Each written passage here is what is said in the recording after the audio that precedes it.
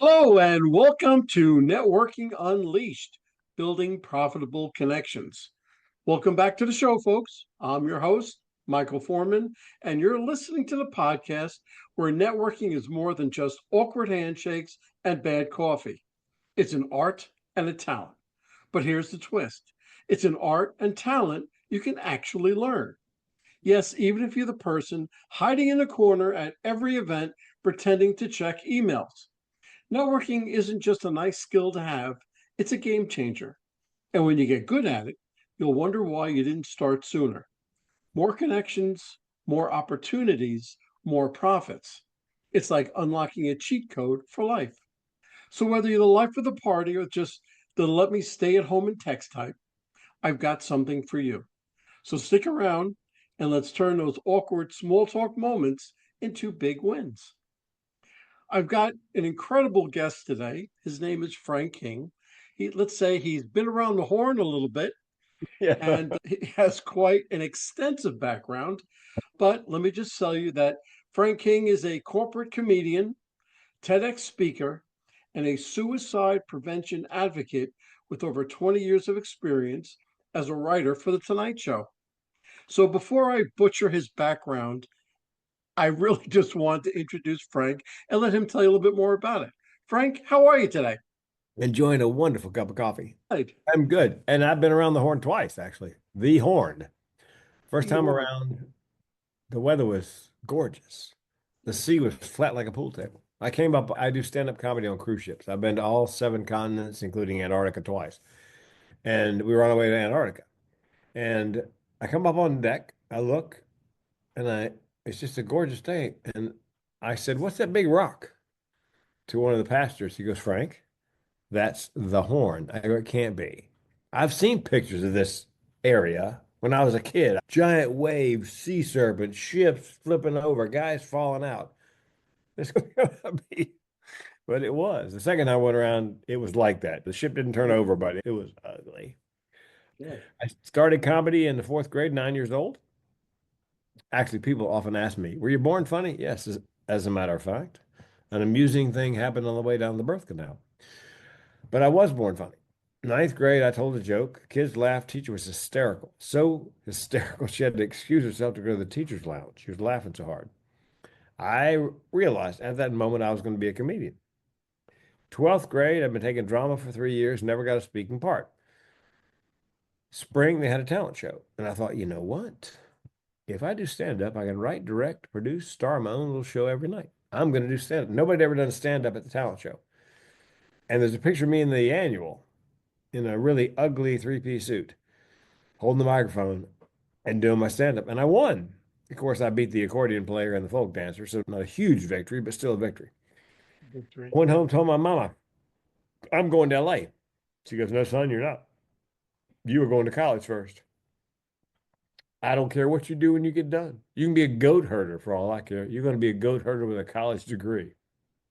So UNC Chapel Hill picked up a couple of college degrees, neither of which I've ever used. But I graduated and then bolted for the West Coast. And 40 years ago, this coming April 1st, I was doing my first open mic night. And inside my head, about halfway through, I heard a voice. "You're home." Decided that moment I would do it for a living. Had no idea how. Matter of fact, Michael, I've threatened for years to write a keynote called "What Could You Do If You Didn't Know No Better?" Because had I known how hard it was to make a living doing stand-up, I might not have tried. 18 months later, said to my girlfriend, now my wife of 37 years, "I'm going on the road to be a comic full time. You want to come along for the ride?" Figuring she'd go, "Oh, hell no." She goes, "Yeah." So we gave up the apartment and our jobs, jumped into my tiny Dodge Colt, and we were on the road for 2,629 nights in a row nonstop. Club to club, beer bar to beer bar, pool hall to pool hall, drunk idiots screaming, "Tell us some jokes we can dance to." Here comes a slow one. You can slow dance. And 7 years and change. And then came off the road to do radio in my old hometown of Raleigh, North Carolina. Got a job on the morning show, the number one morning show in Raleigh, North Carolina. And in 18 months, I drove it to number six. A friend of mine said, "You didn't drive that into the ground. You drove it in the middle earth." I did. And then I made the jump to corporate comedy because the clubs were closing faster than they were opening. People ask me, what's the difference between a club comic and a corporate comic? About $5,000 a night plus travel. Yeah, I'm no math major, Michael, but that made sense. Some of my really pure comic purists friends, you sold out, you went corporate. Yes, I did. I'm a prostitute, but I'm a high paid prostitute. That's right. Did that till 2008 when the bottom dropped out of the speaking/comedy market with the recession. Lost everything in a Chapter 7 bankruptcy. That's when I learned what the barrel of my gun tasted like. Spoiler alert, I did not pull the trigger. When speaking came back, meeting planner said to me, Frank, we love you. Can't pay you $5,000 anymore just to be funny. You have got to teach the audience something. I had no idea what to teach. But a friend of mine, Judy Carter, wrote a book called The Message of You, Turn Your Life into a Money-Making Speaking Career. She gave me a copy. She goes, Frank, you read this, you'll figure it out. And she takes you by the hand and walks you through the process. Halfway through, I thought, I do have something to talk about. Given my near suicide, 2 mental illnesses, the fact, Michael, there are more nuts in my family than in a squirrel turd, I could keynote on suicide prevention if I got some training, which I did. Then I thought, now wait a minute. I've been doing comedy for 2.5 decades. Who's going to take me serious about anything? So my wife said famously, do a TEDx. And I said famously, what's a TEDx? As I get ready to do my 13th TEDx. I got an application that week from a TEDx in Vancouver, BC. And so I applied, I auditioned, I got it. And then 2 more events called and said, do you have any more mental health topics? Yes, I do. Those are my first 3. So I proved to people that I could do something deadly serious, literally deadly serious, with humor, funny personal anecdotes, not jokes, but anecdotes. And by the way, there's a rule in comedy, Michael. You can make fun of any group to which you belong. And having 2 mental illnesses and coming close to killing myself, I am doubly qualified. So that's the long and the short. And I've been doing that. I had other speeches. I had a networking speech, as a matter of fact. I have a networking speech that'll make you cry. It's a story about networking. It's about how I networked to help someone out. And at the end, I said, look, if I don't ever do anything good for anybody else in my lifetime, that story right there should get me into heaven. But I decided January 1st, 2018, I'm just going to be a suicide prevention speaker because Jane Atkinson, wealthy speaker coach, said, pick a lane, be the expert or thought leader. Just do one thing and figure out who needs that thing and is willing to pay you for it. So I thought, okay, I'm a suicide prevention speaker.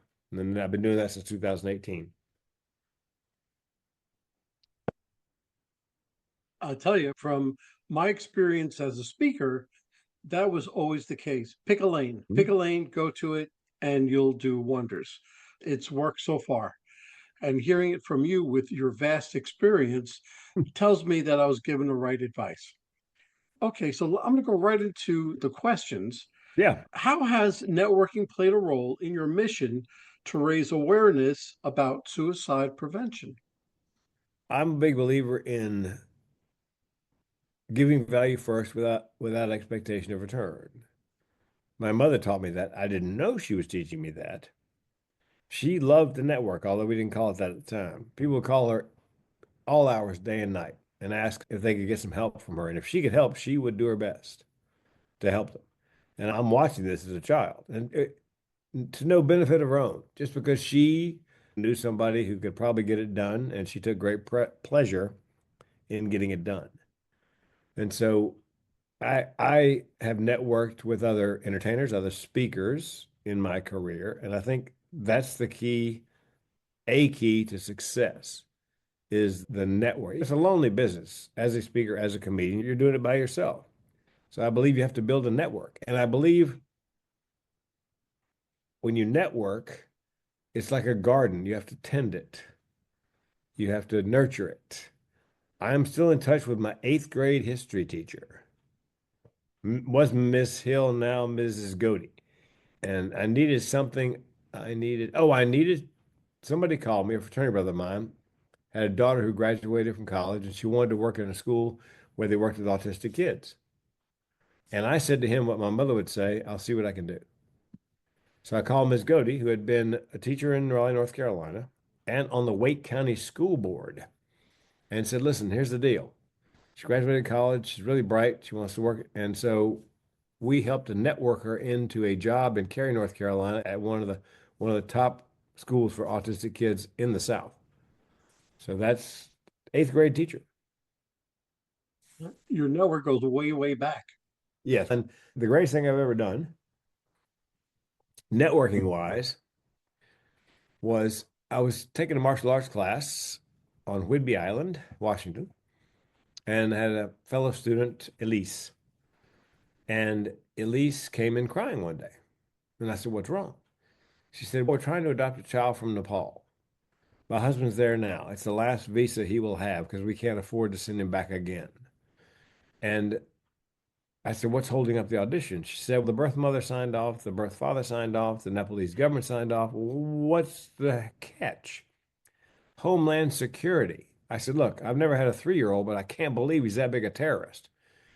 So before I could stop myself, Michael, I said exactly what my mother would say. I'll see what I can do. And I believe there's power in giving voice to that.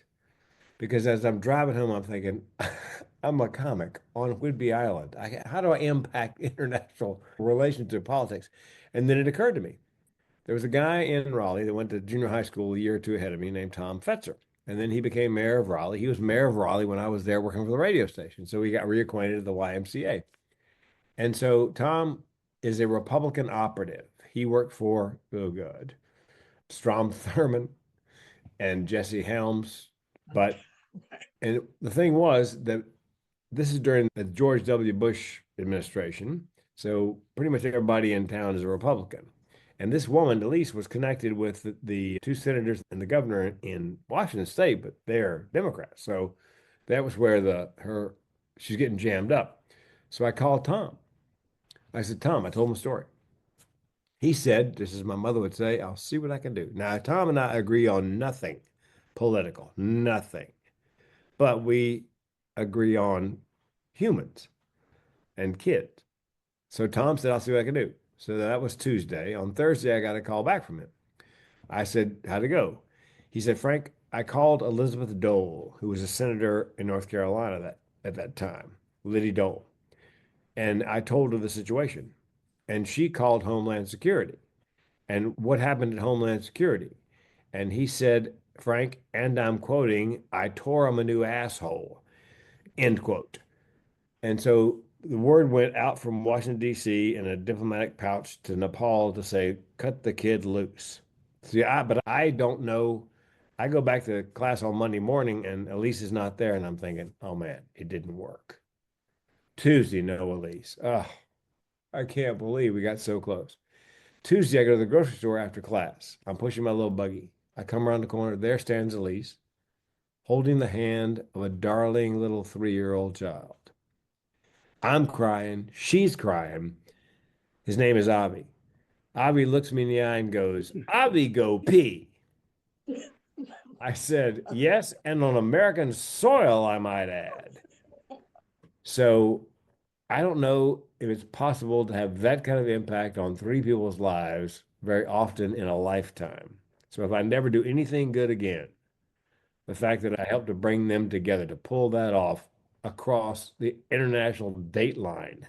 And Tom Fetzer, who we agree on nothing politically, but he did it because he could do it. I did it because I thought I could do it. And Liddy Dole apparently likes kids and likes Tom. And there we go. You're at the right place at the right time.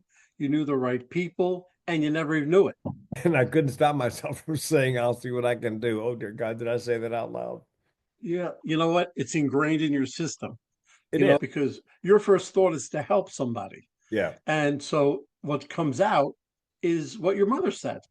So it goes a long way. It really Yep. does. And you can never be faulted for doing the right thing. You can be, but that's beside the point. Yeah. Um, but at least you tried.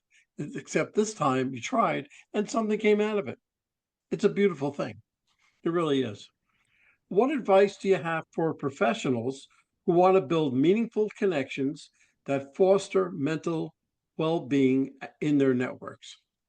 What I learned from my mom was when you meet someone, don't think about what they can do for you. Focus on what you can do for them. Because a lot of people make that mistake networking. They pass out business cards, they're hustling, they're trying to figure out what the person they're talking to can do for them. Again, I believe you figure out what you can do for them without expectation of return. And Zig Ziglar famously said something on the order of help enough people get what they want, and there's a good chance you'll get what you want. And I'm a Absolutely. big believer. That's one of the main things that I talk about when I go when I speak. So you have to go into that situation.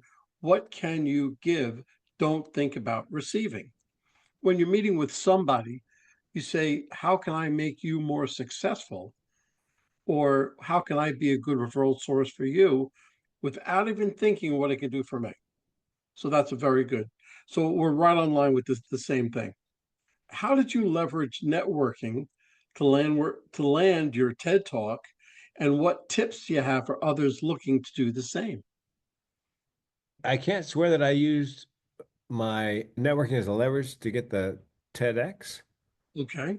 It's a very simple process. You apply, you audition, you get it. And there was no one I didn't have anybody in the TED world that I could use, that I could contact and say, hey, listen, can you help me? Although I coach TEDx. We have a program called the TEDx Launchpad. And the first half an hour is always free. Now, obviously, I want to sell them the program. But oftentimes we realize very quickly that they don't have the money, even to finance it. We have financing. But I don't cut the call short because they don't have the money. What I do is I say, look, here's the deal. You want to be a speaker? Yes. You want to do a TEDx? Yes. Okay. Here's how you get started very inexpensively. Buy Judy Carter's book, The Message of You, figures under 20 bucks. Buy Talk Like TED by Carmine Gallo. It's a great TEDx 101. Again, under 20 bucks. I can get you started down the path to be a professional speaker and have a TEDx talk if you just buy those two books.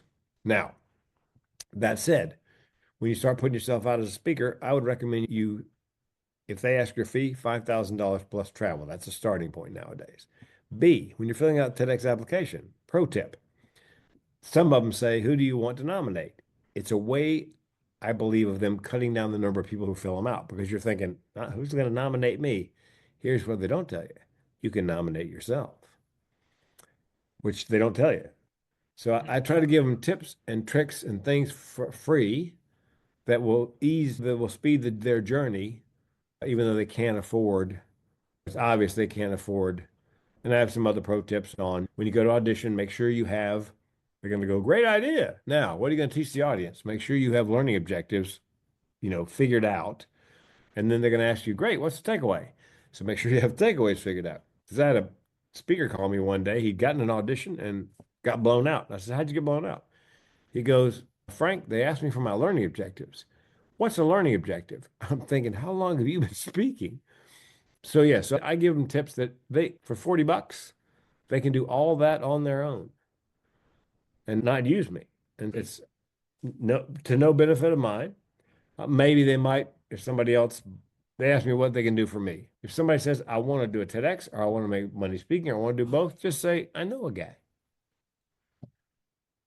Absolutely. And which I happen to have you in my little knapsack also, because you're the first name that comes off my lips if somebody asks me that question. Yeah. Okay. So you're right there. Okay. So what's the most impactful connection you've made through public speaking, and how did it change your career? Let's see. The most impactful was personally was the one I told you. Oh, I know. Okay. The I took a class, an 8-hour class on mental health, no, suicide prevention in the workplace from Dr. Sally Spencer Thomas. And she lost her brother to suicide. And she's a psychologist. And she is big deal. She's a big deal in the world of suicide prevention. And she has a friend named Sarah Gare, who's a therapist who teaches suicide prevention to first responders. So they're friends. I didn't know Sarah, but I met Sally. I did the class. She had a fundraiser. I'm an auctioneer as well, so I just charged her for my travel and I went and did the auction. It was in an airplane hangar in Colorado in the summer. I was sweating like George Bush at a spelling bee. It was horrible. I did it for travel.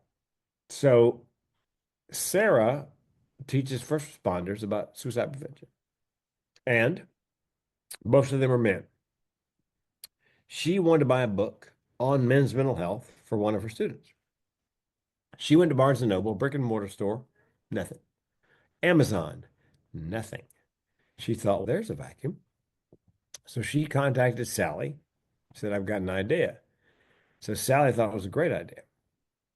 They contacted me because Sally knew me. She said, Frank, listen, here's the idea, and we want to make it funny. Would you make the book funny?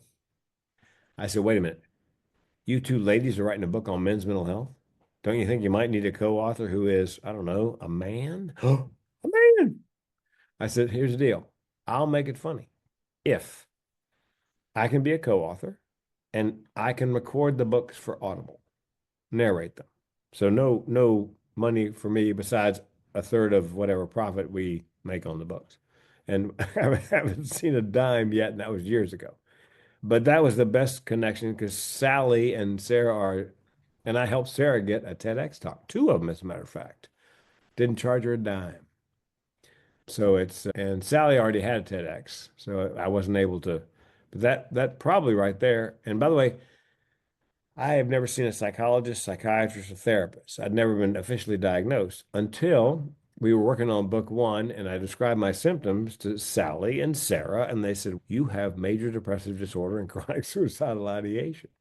So they diagnosed me, and they were absolutely right. But again, I took Sally's class. I did the auctioneering for travel with no expectation of anything else. And lo and behold, they called me, and it was going to be one book, an anthology, 12 guys, each one has a problem. Life's good, life's bad, here's how I'm coping. And we figured if we get 12 guys to be honest about their issues, we'd be lucky. We got 60 guys. So it became four books. So I am a best-selling author on Amazon four times over. Now, I was a best-selling author on the day they went up. It didn't last very long. Somebody said to me, how long are you going to call yourself a best-selling author? Until the day I die. That's right. Because I am.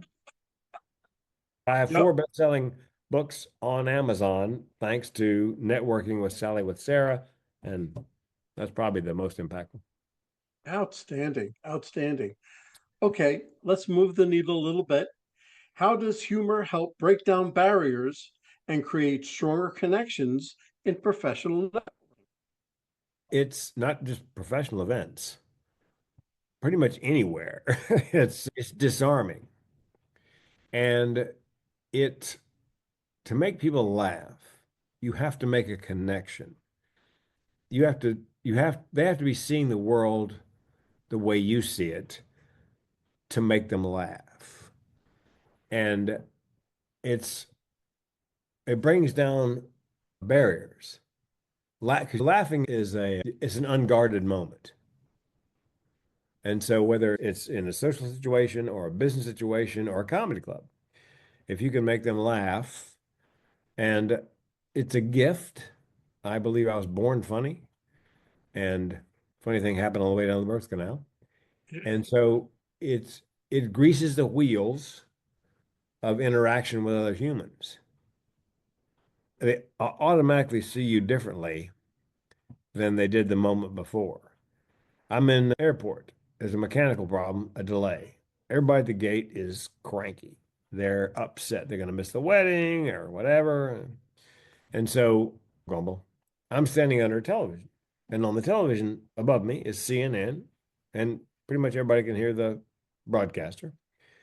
And the guy standing next to me goes, hey, how do we get this TV turned to Fox News? And I said, you kill me first. Everybody in the gate is laughing. They're still upset the plane's not leaving, but it changed the mood at the gate like that. And now, oh, and when I came to Eugene, I knew one person. It was the woman I bought insurance from on the rental house we owned in Eugene. Okay. So I called her and she goes, Frank, you need to go to this. They call it greeters. It's a committee of the chamber, greeters. You need to go to greet. My husband's big in greeters. He'll hold your hand, and so they meet in the morning for breakfast. And her husband introduced me around, and we're all sitting there. And just by chance, The person who was supposed to speak, because they always have a speaker at the meeting, didn't show up. So I said, how about some comedy? And Kelly, who was the co-chair of the committee at the time, told me later, I'm thinking to myself, okay, it's Springfield, Oregon. How funny can he be? So they let me get up on a chair. So I did it theater and around. And I've been doing comedy by this point for, I don't know, 25 years. And when I've been listening, which I think is important in networking, I've been listening to, as people, you go around the room, they introduce themselves. They give their name, the name of the business, their tagline. So I knew there was a mortician there, a travel agent there, and several other occupations. And I had jokes for each one in my repertoire. So I stood up and I did 15 minutes, 20 minutes of just, and they're going nuts. So from not knowing anyone, all of a sudden, every one of those 60 people at the meeting knows who I am and that I'm funny. Well, get this. The next week, the same thing happened. The speaker didn't show. So I said, how about some comedy? And Kelly said, we could do comedy or we give 10 people, members, 2 minutes each to talk about their business. What do you guys want to do? And they all screamed, comedy. I got up again. And that's how I became known in Springfield with all those business people instantly. Yep. Comedy always seems to work the best. I too believe in comedy. I sprinkle it into whatever talks that I have because it keeps everybody involved. You have everybody's attention. That's just one of the ways. But I truly believe it's very important. What business professionals learn from comedians about building rapport and engaging in the audience and In, audience? in comedy, you have to read the room. Absolutely. During the recession, on my bucket list was being a police officer. I was 52 years old. And I thought I was too old, but I met somebody in one of the departments who said, Frank, there's no age limit. They can't do that. You pass the law enforcement physical fitness test, they have to at least consider you for hire. So I started training. And I applied with 12 different departments. And I passed the physical fitness test 4 times. Oldest person in the state of Washington ever passed. And at one of the oral boards, they said, look, what's the connection between comedy and being a police officer? And I said, we're both paid observers. A comedian has to read the room. Police officers, they pull up on a scene, maybe it's like a gathering at an intersection, and they have to take the temperature of the situation. And I said, as in comedy, police work, whatever you say first can either, in police work especially, either escalate the problem or de-escalate the problem. So a comic will know, will read the room, read the intersection, and probably figure out who's in charge of this, who are the leaders of this thing, and then what they need to say first to de-escalate. So in comedy, you've got about, I don't know, 30 seconds, a minute to get their attention and make them comfortable with the fact that you're funny. When I do ships, stand-up comedy on ships, the first 10 minutes, I do my bullets, my A material. I tell speakers and comics, open with a 10. Anything that's a 10, open with it. Anything that's a 10, close with it. In between those, that's where all the 6, 7, 8, 5, 6, 7, 8 pieces of business go. You need to open strong and close strong. So I do 10 minutes, and then I do what they call audience work. I go to the audience. I've made the audience comfortable. They know I'm funny. They know I'm not talking to them just because I got nothing else to say. So I think you need to focus on that opening. And a friend of mine wrote a book. It's called Finding the Funny Fast. And it's not for comics, it's for people who find themselves at a podium or rostrum and they have to speak. And her idea is that you need to take in the environment and say something funny based on the environment. For example, when I'm in Vegas, oftentimes, it seems like the conference room I'm working in is miles from my hotel room.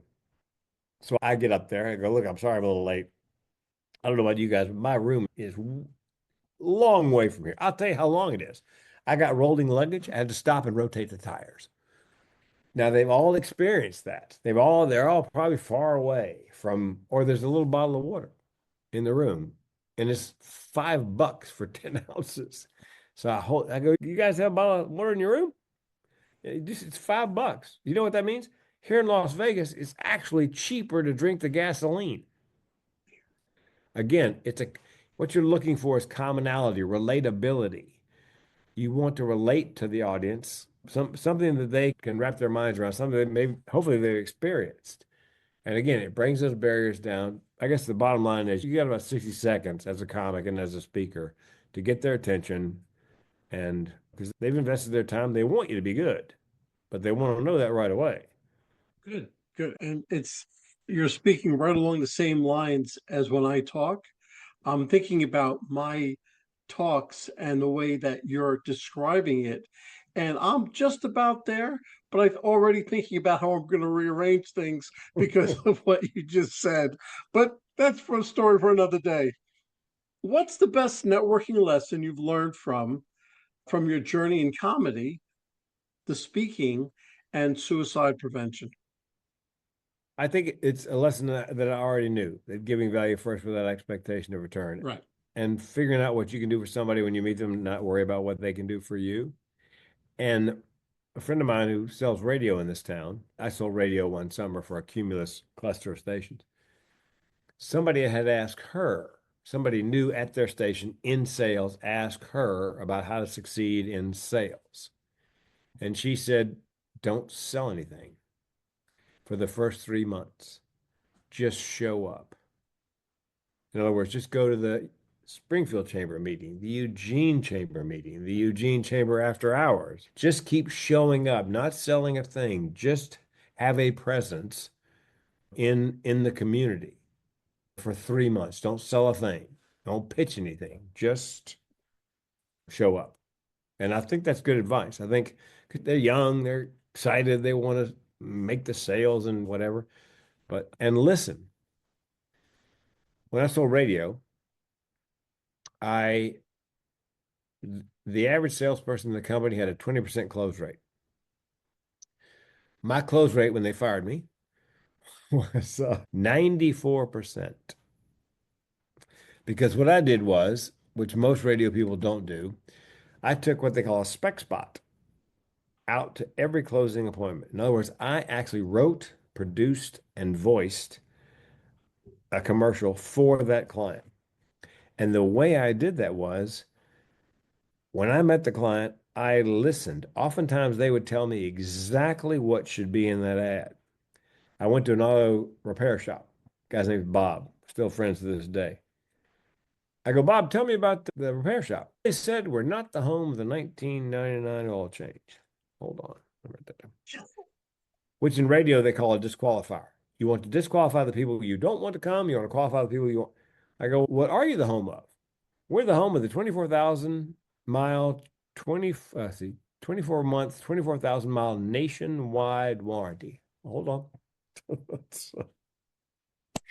So that's how they wrote the ads for me.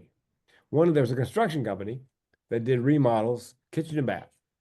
And their thing was, look, if you're looking for, hang on, there's a cat down here. We have 6 cats and this one wants to come up. Hold on. Honey, I'm working. Come here. Sweet Pete, where are you? Eh, pardon me. I gotta get hold of the tail. Okay, there you go. Here we go. Yep. So they did remodeling, and their thing was, if you're looking for 3 bids like your dad told you to do, that's not. Their thing was, you bring us a budget and a dream, and we'll make it work. So the spot I wrote, which they're the one client that didn't buy from me, and I wrote some crackerjack spots for them. One of which was, bring whatever the name of the construction company was. Yeah, what can I do for you? I'm looking for 3 bids. Click. And you can hear the click in the commercial. And then the phone rings again. You can hear the guy pick it up in the commercial. Yeah, hello, what can I do for you? Oh, we got cut off. I'm looking for three bids. We didn't get cut off. We don't do that. Click. It was hysterical. And they didn't buy it. But the point is, they wrote it for me. All I had to do was take dictation. The client. So I would say in networking, listening is much more important than talking. Absolutely. I couldn't agree more. I couldn't agree more. How do you approach networking in high stakes or emotionally challenging environments? Comic. Well, Yeah. I, here's your I answer. I come in wearing Kevlar and heavily armed. And and again, it's like that thing at the airport where I was just waiting for an opening to break the tension. And the guy couldn't have been better opening. It was perfect. People say things, and if you're listening carefully, again, listening, I thought for the longest time, Michael, that everybody thought the way I did. That they all, when something happened, they saw the punchline, and I was just beating everybody to the punch. So one day at the grocery store, I decided to give it a road test if that was true. I don't know if you ever do this, but I like to look at the things that people in front of me are buying and the people behind me are buying on the belt. It's a guilty pleasure. And so the guy in front of me, he had a bag of frozen shrimp, a quart of motor oil. Now, it just so happened it was back in the day when that oil well blew up in the Gulf of Mexico. Remember that? Hundreds of thousands Oh, of gallons? yeah, Yeah, the sure. oil. So I'm looking at that shrimp and that oil, and I know what the punchline is, but I decided I'm just going to wait and see if anybody else, the cashier, that guy, the guy behind me. I waited, nothing. So I said, dude, that's an interesting purchase there. That's frozen shrimp and motor oil. Are you going to serve those Louisiana style? The cashier bends over double. And when she gets back up, she goes, you should be a comedian. I get that a lot. Yep. So I realized, Michael, that not everybody thinks that way. Comedy is it's an icebreaker. It levels the playing field. People all of a sudden are taking you, they see you instead of just a blur. Damn. It- Absolutely. yeah. It's the best icebreaker. It's a best tension breaker. It's good in many different facets, but I am a true believer in the comedian because you wear all sorts of hats. You can diffuse many problems without even diffusing the problem. You can just be yourself and you can find funny things in just about everything. Just Yes. about everything. And I think if you combine comedy and empathy, I read a Yes. book called The Like Factor. The Like Factor. And Right. one of the things he said was you should always open an email, especially if you're going to be turning somebody down or saying something that they don't want to hear. Open it with an empathetic statement. Listen, I understand how busy you are. I get that. And then go into whatever it is. Or I understand your point of view. You can also do that in real life. And he said, here's an example. And this has happened to me many times. I'm standing at the rental car counter behind somebody, and the guy in front of me is just raking the poor rental agent over the coals. And so he said, in that case, what you do is you need to let them know, the rental agent know, you saw what happened, you understand what happened, and you're sympathizing or empathizing. So the way I do it is the guy screaming and yelling at the poor agent behind the counter. They stomp off. And I walk up and I go, hey, listen up. I've got a car rental. My name's Frank King. Here's my driver's license. And I go, listen, I just got one question for you. At what point during this transaction, do I get to yell at you? Now they're laughing. They know I know what just happened. I took note of it and I made them laugh. So it's if you combine empathy and humor like Yeah. that, where you're being empathetic, but you're also being funny in the process, then I think that's very powerful. Yeah. I still say you can find funny things or comedic value in just about everything that you do or it happens but you have to make the decision whether you say something about it or not because I always see the comedic value. And so I find comedy in just about everything. My wife tells me to shut up all the time. Okay. So I know the feeling. I know the feeling, but it's what you have to put up with. And by the And you way, should what? oftentimes when I do that, I get the upgrade on the automobile or Yeah. the upgrade to the economy plus seat on the plane. Because it just, I remember I'd done that And the woman handed me keys, and it was a Spider. I can't remember what company makes the Spider. It was a Spider convertible. Okay. It's sheet metal and an 8-cylinder engine. It's dangerous, but it was not a mid-size basic. I go, this Spider is a mid-size? She goes, it is today.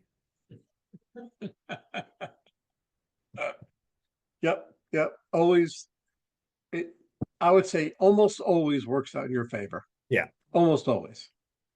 All right. Can you share a story where a simple conversation or connection led to an unexpected opportunity? I think the key there, networking key is, again, is it make it about them? Ask leading questions. Because it may appear at first that there's nothing you can do for them. But if you ask leading questions, I'll give you an example.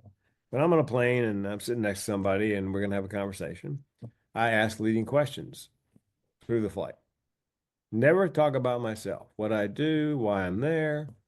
And oftentimes at the end of, as we're coming in for a landing, they go, you never said what you do. I said, I'm a comedian. You're not that funny. I said, well, I'm off the clock. Get your checkbook out. We'll yuck it up. One of the leading questions I ask is, and this surprise comes at the end. The leading questions I asked is, if you ask a question about how somebody feels about something, I believe is a powerful question. If you ask about their emotional connection or whatever it is you're asking about, and one of the questions, I got to grab the cat again. It's like she forgot she was up here. I ask, what do you do for a living? And I'm an attorney. And I go, do you enjoy that? And if there's a pause, Michael, yeah, then I know they don't. So the woman Right. sitting next to me, I said, what do you do for a living? She goes, I set up booths at exhibit halls for conferences. I said, do you like that? Pause. Yeah, it's not a bad job. I go, well, here's the deal. What if I go wave a magic wand and you could do anything you wanted? I said, does your husband have a job? Good pay? Yeah. If you quit tomorrow, would you guys survive? Oh, yeah. So if I could wave a magic wand, you can make money doing anything you want to do. What would it be? And I can't remember what she said. However, a year later, I got an email. Frank, I sat next to you on a flight to wherever it was, and you asked me what would I do if I could do anything for a living. And she goes, I'm doing it.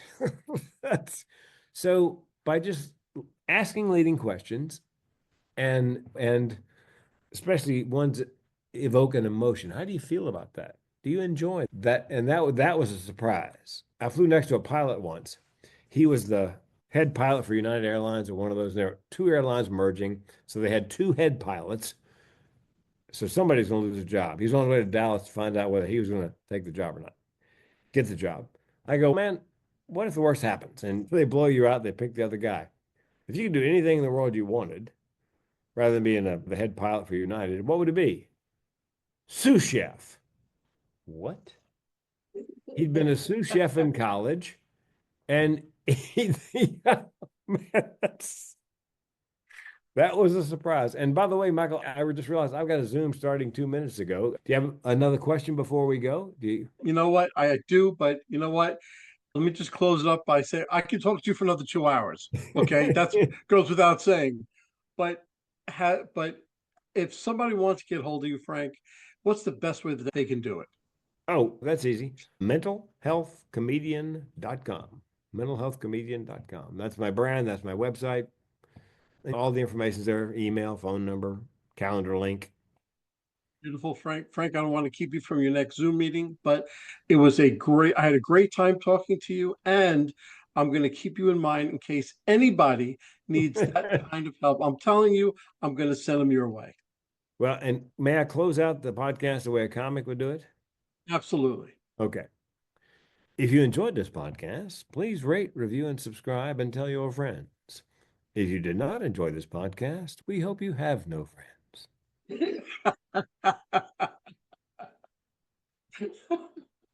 Thank you, Frank.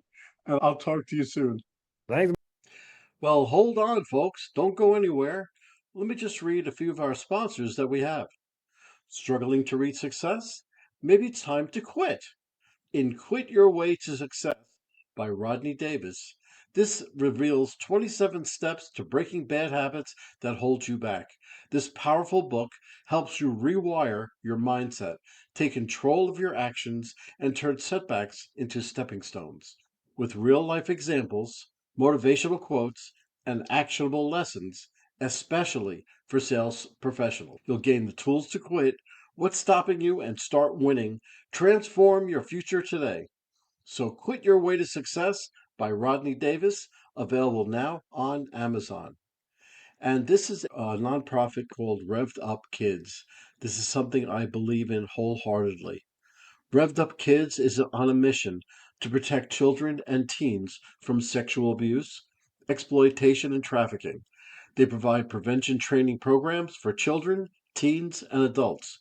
To learn more, go to revvedupkids.org. That's REVVEDUPKIDS.org. Well, that's a wrap, folks. A huge thank you to our special guest for sharing such incredible insights today.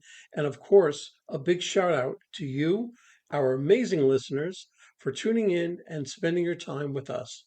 Remember, networking isn't about being perfect, it's about being present.